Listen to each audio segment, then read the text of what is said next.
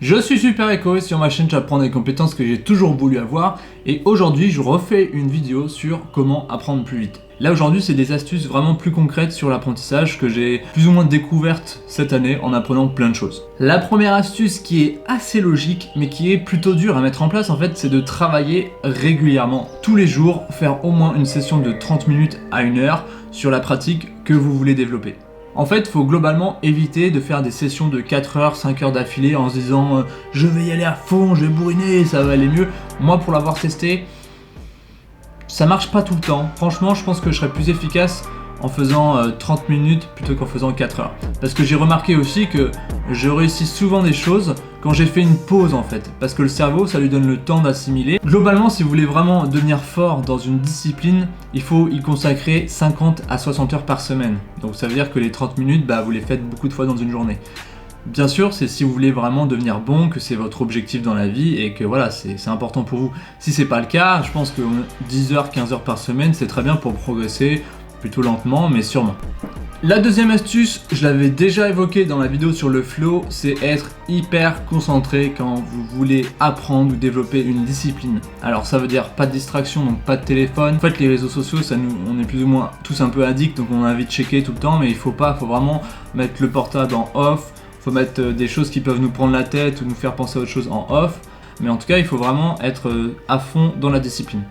La troisième astuce, c'est de travailler en slow motion. Alors qu'est-ce que ça veut dire? Par exemple, là, si j'ai un Rubik's Cube, je vais commencer à apprendre mes formules, tout ça. Le but, c'est que le plus longtemps possible, tant que je les ai pas vraiment mémorisés, je fasse mes mouvements vraiment lentement pour que mon cerveau, en fait, il ait le temps d'assimiler les formules et les techniques. Voilà, je vais le faire le plus longtemps possible et une fois que je commence vraiment à tout connaître par cœur, là, je vais pouvoir accélérer, faire des trucs plus rapides et au final, je vais très vite. En fait, il faut décortiquer, aller vraiment le plus lentement possible, quitte à ce que ça soit un petit peu chiant au début de faire lentement, parce que forcément on a envie de faire des trucs de ouf. Et une fois qu'on a vraiment le truc, qu'on l'a compris, là on peut accélérer. Et dans le même ordre d'idée pour moi, quand vous débloquez quelque chose, que ça soit un saut, que ça soit, je sais pas, un truc de compréhension, par contre là une fois que vous l'avez, il faut vraiment le faire à fond tout de suite, pour pas que ça soit fait le lendemain. Je vais prendre l'exemple d'un saut en parcours. Si vous débloquez un saut, vous êtes content, mais il faut le refaire en fait tout de suite au moins une dizaine, une vingtaine de fois pour que vraiment ça s'ancre. Quatrième astuce qui est pour moi la plus compliquée parce qu'elle demande vraiment un effort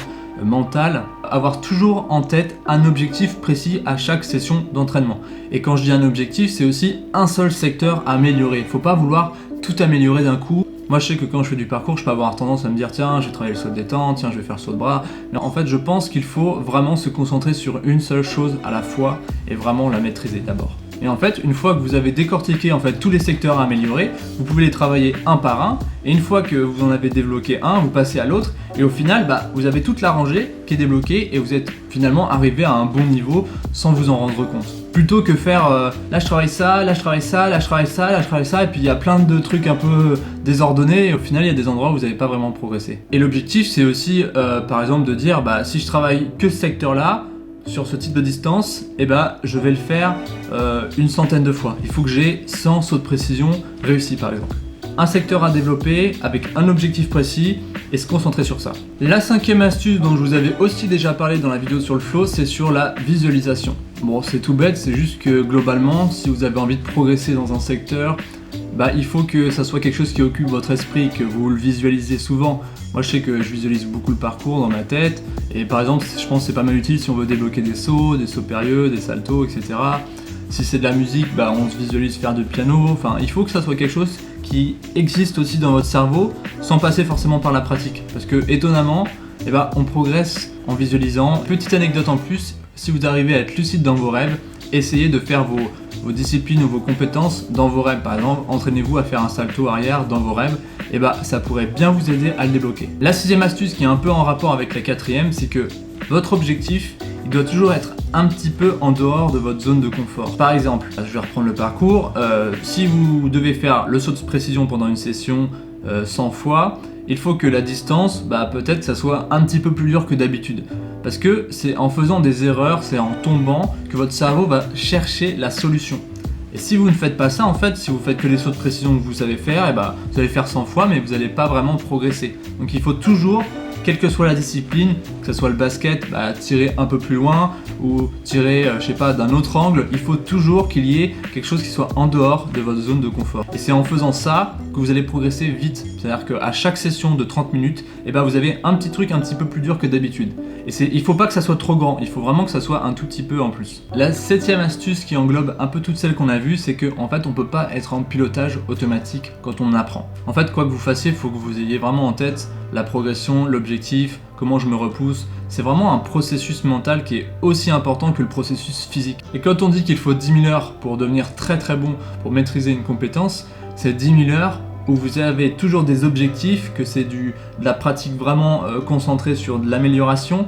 Donc malheureusement, même si c'est dur, moi je trouve ça dur personnellement, si je vais faire du sport, j'ai pas forcément envie de me prendre la tête, je vais m'amuser, faire des trucs, mais ça suffit pas pour progresser malheureusement. Et la 8e astuce, la dernière, c'est que pour progresser, il faut s'inspirer. Quelqu'un vous inspire dans sa façon de faire un sport ou dans sa façon de faire de la musique, vous avez le droit de vous en inspirer, d'essayer de refaire ce qu'il fait pour progresser. L'important c'est que une fois que vous avez beaucoup utilisé d'inspiration et que vous êtes arrivé à un bon niveau, c'est là que vous allez pouvoir chercher votre style. Mais il faut pas faire l'inverse, se dire tiens je vais essayer de trouver mon style alors que vous avez encore plein de lacunes dans plein de domaines.